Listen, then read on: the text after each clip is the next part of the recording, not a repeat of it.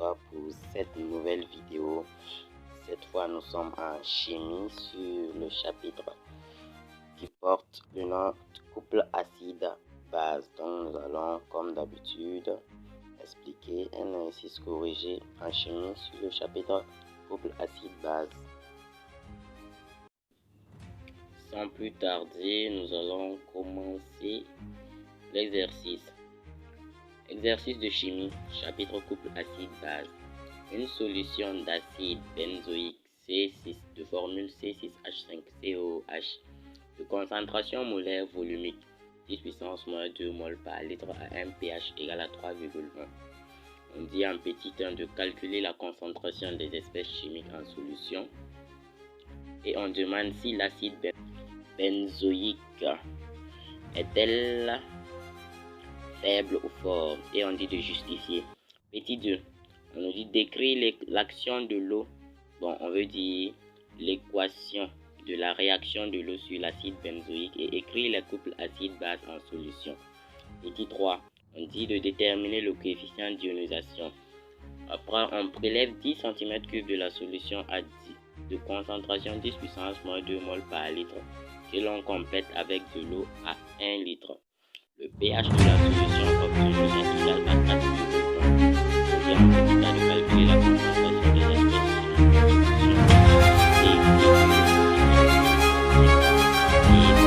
et quelle conclusion peut-on tirer des résultats. Je vous invite de rester jusqu'à la fin de la vidéo pour une meilleure compréhension. Comme vous le voyez, les exercices sont déjà corrigés, donc on va aller étape par étape. Donc on dit une solution d'acide benzoïque C6H5 de COH de concentration molaire volumique 10 puissance moins 2 mol par litre à un pH égal à 3,1. En petit 1, on nous dit de calculer la concentration des espèces chimiques en solution. Donc, on a l'acide benzoïque avec sa formule qui fait C6H5COOH et on a sa concentration qui fait 10 puissance moins 2 mol par litre et le pH ça fait 3,1. Donc, on dit de déterminer la concentration des espèces chimiques en solution. Pour cela, il faut connaître d'abord, bien évidemment, les espèces chimiques en solution. Donc, nous avons des ions et des molécules. Il faut retenir que quand on parle l'acide benzoïque, c'est un acide faible. Donc, à la fin de la réaction, on aura des molécules d'acide benzoïque qui vont rester dans la solution. Donc, si on veut, il ne faut pas oublier de mentionner qu'il reste de l'acide benzoïque dans la solution. Donc, au niveau des ions, on aura forcément H3O+, OH- qui proviennent de l'équation de l'autoprotolyse de l'eau. Nous avons C6H5CO- et la molécule restante C6H5COH et la molécule d'eau. Donc, quand on regarde bien parmi les données, nous avons le pH. Donc, le pH va nous permettre de calculer et la concentration des ions hydronium et la concentration des ions hydroxyle. Donc, du pH, on en déduit que concentration de H3O+, ça nous fait 10 puissance moins pH, qui donne 10 puissance moins 3,1. Et si on calcule, on trouve 7,94, 10 puissance moins 4. Donc, du pH, on sait que concentration de OH-, ça nous fait 10 puissance pH moins 14. Donc, ça nous fait 10 puissance 3,1 moins 14, qui nous donne 1,25 10 puissance moins 11. Et on peut calculer la concentration des ions hydroxyde de deux façons. Comme on a déjà calculé la concentration des ions H3O+, donc on peut utiliser le KE. On considère que la solution, les conditions de l'expérience sont à 25 degrés Celsius, donc du KE, concentration de OH-, ça va nous faire 10 puissance moins 14 sur concentration de H3O+, puisqu'on sait que le KE, ça fait concentration de H3O+, fois concentration de OH-. Donc, concentration de OH-, ça fait 10 puissance moins 14 sur concentration de H3O+, ce qui va nous faire 10 puissance moins 14 sur 7,94 10 puissance moins 4. On trouve le même résultat 1,25 10 puissance moins 11. Donc, on a pu calculer maintenant les concentrations de H3O+ et de OH-. Au niveau des ions, on nous reste à calculer la concentration des ions C6H5CO-. Donc, de l'électroneutralité de la solution, on dit que la somme des ions H3 et des ions positifs égale à la somme des concentrations des ions négatifs. Donc, on aura concentration de H3O+ égale à la concentration de OH- plus celle de C6H5CO-. Et on tire concentration de C6H5CO-, ce qui va nous donner concentration de H3O+ moins concentration de OH-. Donc, ça nous donne 7,94 10 puissance moins 4, moins 1,25 10 puissance moins 11, qui nous donne 7,94 10 puissance moins 4. Et pourquoi vous allez remarquer que ça donne la concentration de H3O+. Donc, on dit car la concentration de OH- est ultra minoritaire par rapport à la concentration de H3O+. Donc, si la concentration de OH- est ultra minoritaire par rapport à la concentration de H3O+, donc on peut négliger la concentration de OH-, ce qui va nous rester que la concentration de C6H5CO- nous donne la concentration de H3O+. Et pour montrer qu'une espèce est ultra minoritaire par rapport à un autre, on prend sa concentration et on divise par l'autre espèce. Donc, si on prend la concentration de OH- divisée par celle de H3O+, on trouve 1,57 10 puissance moins 8. Et si cette concentration que vous avez calculée est inférieure à 10 puissance moins 4, donc on peut dire que cette espèce est ultra minoritaire par rapport à l'autre. Donc, c'est ce qu'on a fait. Et on trouve concentration de C6H5CO- égale à 7,94 10 puissance moins 4. Donc, si vous avez bien suivi le cours sur la solution d'acide chlorhydrique qui était un acide fort, quand on utilise quand on veut vérifier que c'est un acide fort, on calcule le nombre de moles final et le nombre de moles initial. Donc, quand on calcule ces deux nombres de moles, on fait la différence, on trouve que ça donne 0. Donc, ça veut dire que tout l'acide chlorhydrique a réagi. Donc, la réaction est totale et par conséquent, c'est une base forte. Donc, ici, de la conservation de la matière. Donc, la concentration initiale Ca qui fait 10 puissance moins 2 d'acide benzoïque qui a été introduit, ça a fait la concentration de C6H5COOH. Et nota bene, cette concentration n'est pas la concentration C6H5COOH initiale, mais restante. Donc, restante dans la solution, puisque c'est un acide faible. Donc, à la fin de la réaction, on aura toujours des molécules de C6H5COOH. Et c'est cette concentration qu'on veut calculer, plus la concentration des ions C6H5CO-. Vous allez vous demander, ça vient d'où?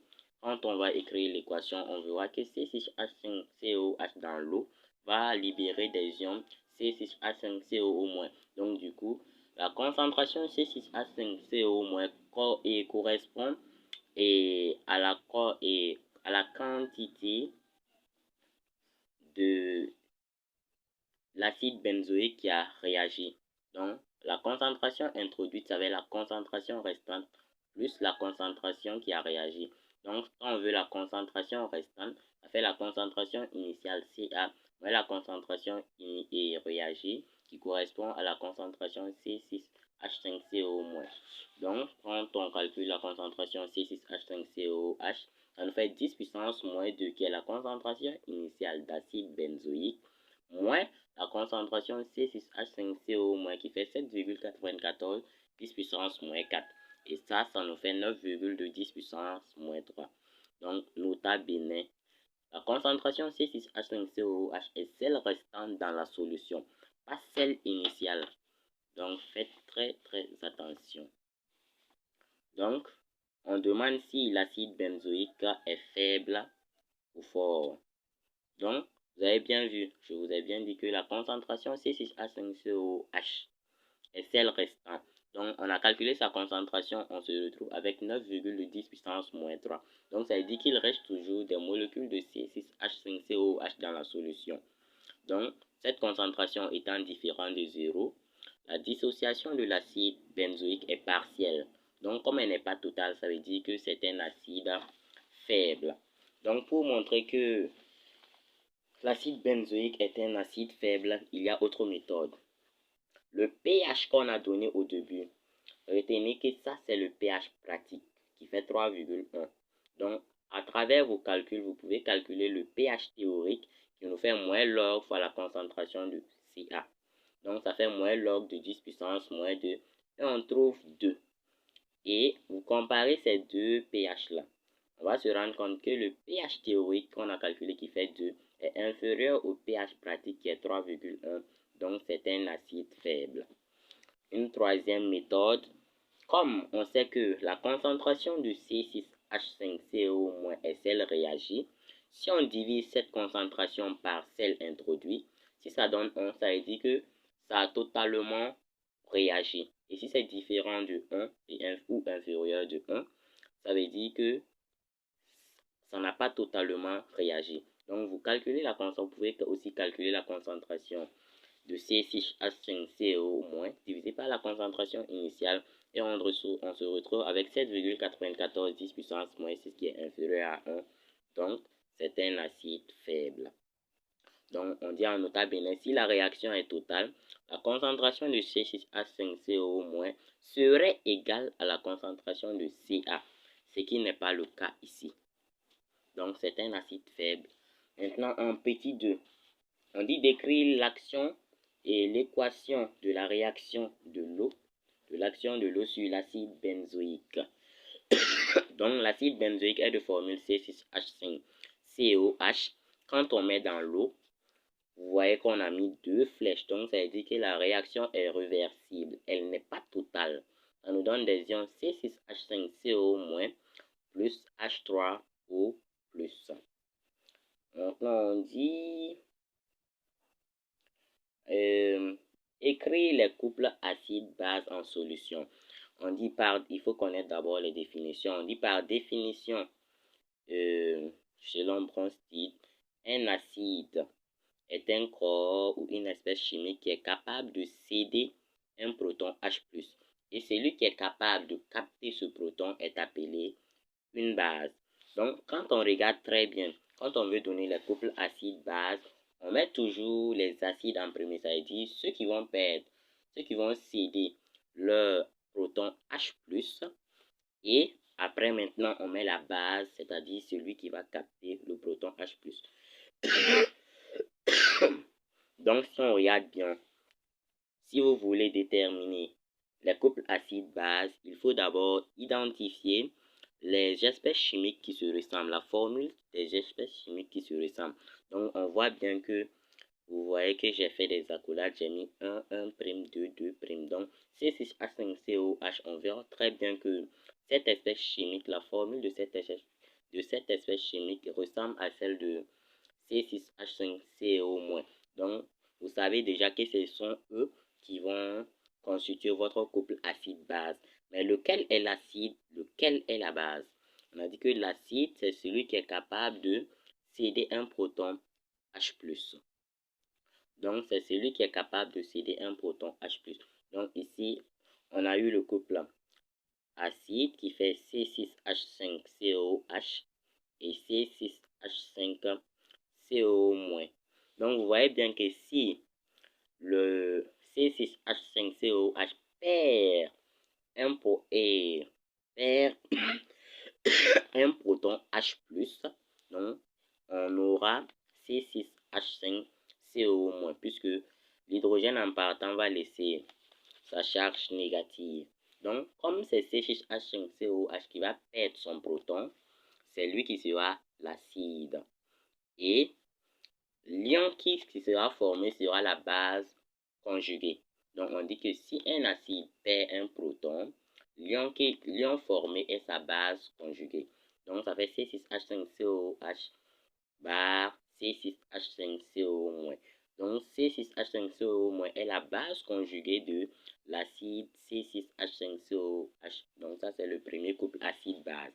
Et vous voyez que l'espèce chimique H2O et H3O+, aussi, se ressemblent. Ici, on a H3O+, qui est l'acide, et H2O, qui est la base.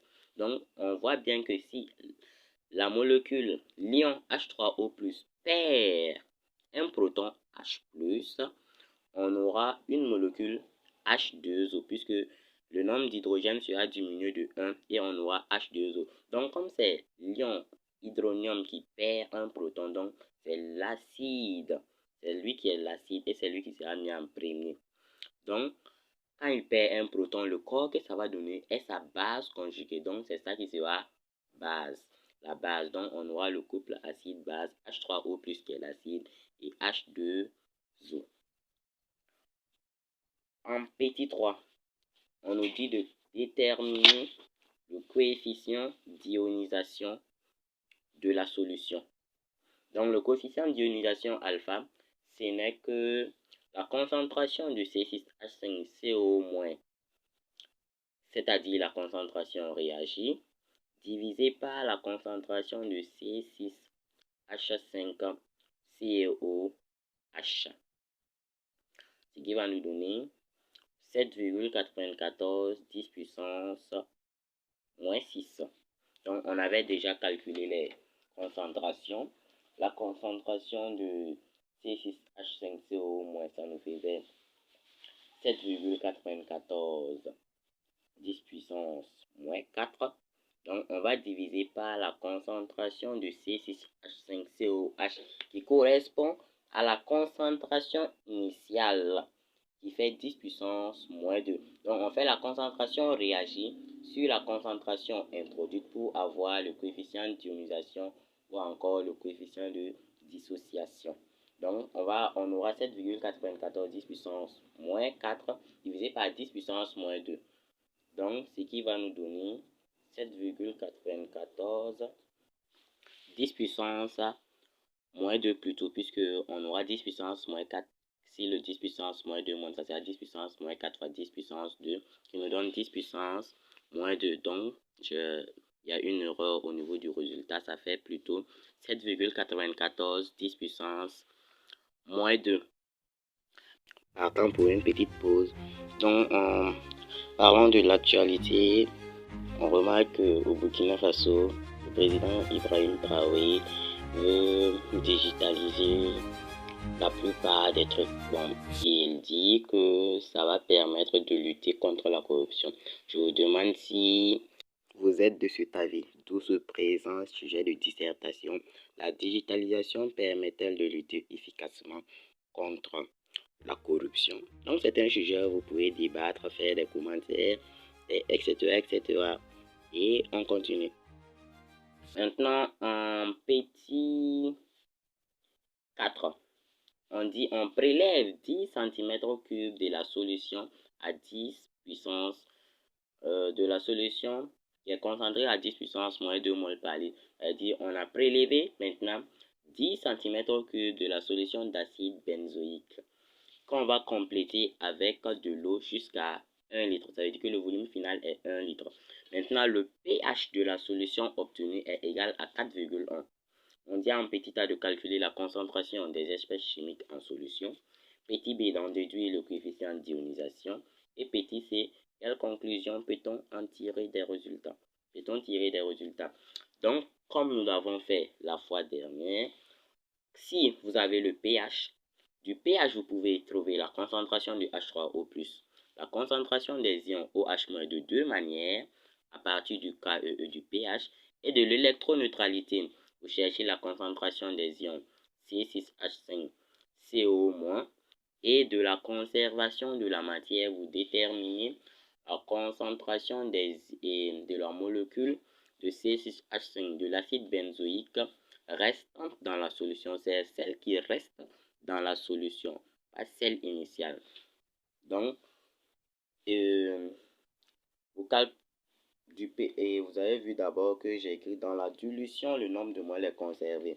Donc, ce qui fait que la concentration de l'acide, puisque quand on voudra calculer, on pouvait laisser cette partie venir à la fin, mais c'est pas grave, quand on voudra calculer le coefficient d'ionisation, on va prendre la concentration de C6H5CO- sur celle de l'acide initial. Et comme on a fait une dilution, la dilution conserve le nombre de moles, mais pas les concentrations. Donc, ça veut dire que la concentration initiale de l'acide va changer. Et c'est cette concentration qu'on a calculée. Ça fait la concentration initiale fois le volume prélevé divisé par le volume total. Donc, ce qui va nous donner 10 puissance moins 2 fois 0,01 qui est le volume prélevé. Quand on convertit les 10 cm3, ça nous donne 0,01 litre divisé par le volume total qui fait 1. Et on trouve la nouvelle concentration de l'acide benzoïque introduit est de 10 puissance moins 14. Donc, du pH, la concentration de H3O+, ça fait 10 puissance moins pH qui fait 10 puissance moins 4,1. Et on trouve 7,94 10 puissance moins 5. Du pH, concentration de OH-, ça fait 10 puissance pH moins 14, qui fait 10 puissance 14 moins 4,1. Et ça nous donne les 1,25 10 puissance moins 10. Comme je vous l'avais dit, on peut calculer ça aussi avec le KE. Donc, concentration de OH-, ça fait KE sur concentration de H3O+. On trouve les mêmes 1,25 10 puissance moins 10. Maintenant, de l'électroneutralité. La somme des concentrations des ions positifs égale à celle négative. Donc, en tirant la concentration des ions C6H5CO-, on se retrouve avec la concentration de H3O+, qui nous fait aussi 7,94 10 puissance moins 5 mol par litre. Donc, on dit KOH- est ultra minoritaire par rapport à H3O+. On l'avait démontré comment on fait ça de l'autre côté. Maintenant, de la conservation de la matière, concentration de l'acide, ça fait concentration de C6H5CO- plus concentration de C6H5COH. Je rappelle que la concentration de C6H5COH est celle restante. Vous avez bien vu, on a écrit reste à côté. Donc, quand on tire cette concentration, ça fait comme d'habitude la concentration de l'acide benzoïque initial introduite moins celle qui a réagi. Ça nous fait 10 puissance moins 4 moins 7,94 10 puissance moins 5. Et on se retrouve avec une concentration de 2,066 puissance moins 5 mol par litre. Maintenant, en petit b, on dit d'en déduire le coefficient de dilution. Donc, si on dit d'en déduire, ça veut dire à partir des résultats précédents, déterminer le coefficient de dilution. Donc, à partir de nos résultats précédents que nous avons calculés, nous avons la concentration de C6H5CO- qui nous fait 7,94 10 puissance moins 5 et la concentration de l'acide dilué qui nous fait 10 puissance moins 4. Donc le coefficient d'ionisation, plutôt j'ai écrit de dilution, c'est le coefficient d'ionisation, ça fait la concentration de C6H5CO- sur la concentration de l'acide benzoïque introduit. Ce qui nous fait 7,94 10 puissance moins 5 sur 10 puissance moins 4. Et si le 10 puissance moins 4 monte en haut, on aura 7,94 10 puissance moins 1. Pas besoin de calculatrice. Maintenant, la conclusion que l'on peut tirer des résultats. Donc, vous avez bien vu qu'on a calculé deux coefficients d'ionisation. Donc, on a la première qui est celle avant la dilution, qui fait 7,94 10 puissance moins 2. J'ai écrit moins 6, c'était une erreur. Et celle après la dilution est de 7,94 10 puissance moins 1. Donc, on dit la conclusion tirée est que la dilution favorise la dissociation de l'acide benzoïque dans l'eau. Puisque le coefficient de dilution alpha et d'ionisation alpha 1 est inférieur à celle alpha 2. Donc, ça veut dire que quand on dilue la solution, la dissociation de l'acide benzoïque est plus élevée. Donc, on dit justification. Alpha 1 avant la dilution est de 7,94 10 puissance moins 2. Et alpha 2 après la dilution est de 7,94 10 puissance moins 1. Donc, quand on compare les deux coefficients d'ionisation, on se rend compte que la première est inférieure à la deuxième. Donc, naturellement, la conclusion est que la dilution favorise la dissociation de l'acide benzoïque. Voilà comment on devait résoudre cet exercice de chimie. J'espère que vous n'avez pas des questions. Si vous avez des questions, dites-le en commentaire. Et en physique, on se rend compte que parfois pour calculer, pour faire des projections, les gens ont du mal à trouver l'angle. Donc, sur une portion circulaire, vous avez par exemple l'angle alpha qui est ici. Et on veut faire les projections, par exemple, en utilisant la RFD qui dit que la somme des forces extérieures, ça fait masse fois l'accélération. Je crois donc, il faut faire forcément des projections. Donc, vous voyez que j'ai numéroté la demi-droite, les deux demi-droites qui forment notre angle alpha ici, 1 et 2. Donc, vous allez chercher deux autres droites qui sont perpendiculaires à ces deux droites qui forment l'angle là. On a un. Donc, quand on prend par exemple la demi-droite 2, vous voyez que si vous tracez votre poids P, elle est perpendiculaire à cette droite. Donc, vous notez ça 2'. Et le vecteur vitesse ou l'accélération tangentielle, quand vous la tracez sur la partie circulaire, on voit qu'elle aussi, elle est perpendiculaire à la demi-droite 1 qui forme l'angle avec celle 2. Donc, on se retrouve avec deux droites qui sont perpendiculaires 2 à 2. Donc, les deux droites, le poids P qui est perpendiculaire à la demi-droite 2 nous donne 2', et un perpendiculaire et l'accélération tangentielle plutôt qui est perpendiculaire à la demi-droite 1 nous donne 1'. Donc, là où le 2', c'est-à-dire le poids, et le 1', l'accélération tangentielle vont se couper, c'est là que vous avez votre angle. Deuxième figure, là, c'est le résultat. Donc, vous voyez que là où le poids et l'accélération tangentielle se sont coupés et ils ont formé un angle. Donc, ça veut dire que l'angle alpha qui se trouvait au début peut se retrouver là-bas et vous allez faire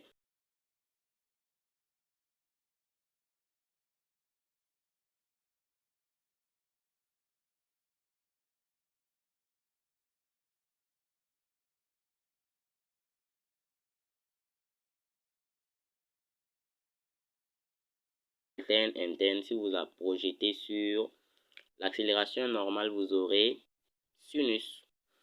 Si vous avez des difficultés en physique, notamment sur la cinématique, j'ai une autre vidéo, vous pouvez aller voir sur ma chaîne sur la cinématique. Si vous avez plu si la vidéo vous a plu, vous allez regarder. Il y a d'autres vidéos qui vous expliquent, qui vous donnent un résumé de tout ce que vous devez connaître en cinématique, et notamment sur les deux chapitres qui suivent, c'est-à-dire les lois de Newton, le travail et l'énergie cinétique. En physique, pour réussir à mieux traiter vos exercices. N'oubliez pas de vous abonner et passez une bonne journée.